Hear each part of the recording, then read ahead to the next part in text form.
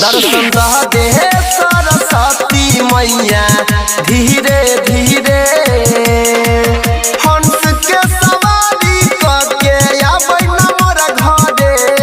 दर्शन दे सरस्वती मैया धीरे धीरे दर्शन दे सरस्वती मैया धीरे धीरे।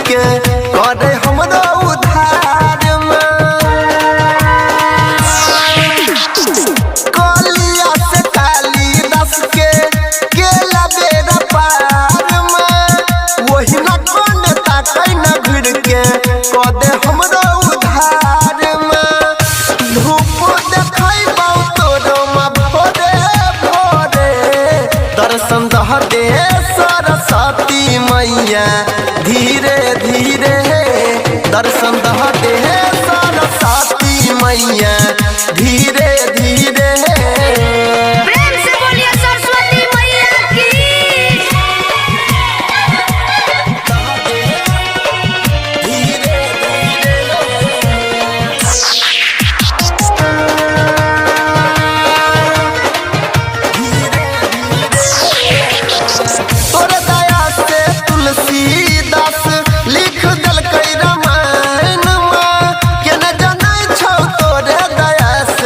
अखनो छै वेद पुराण में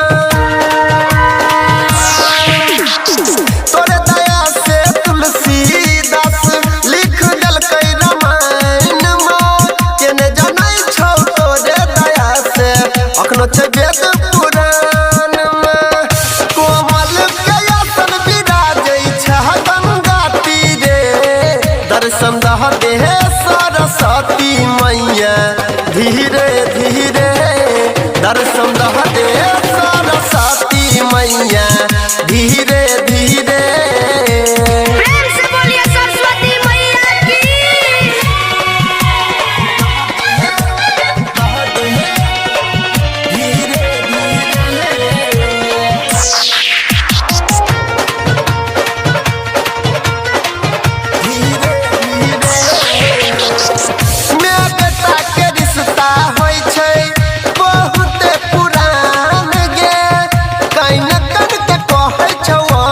बना नहीं हमारा आन गे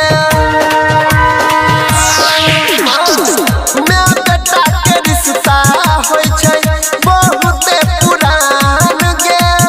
कहीं न तन के कहो कमलेश बना नहीं हमारा आन गे। मेवा मिठाई चढ़ाइबो हम तोरे। दर्शन दे सरस्वती मैया भोरे भोरे दर्शन दे सरस्वती मैया धीरे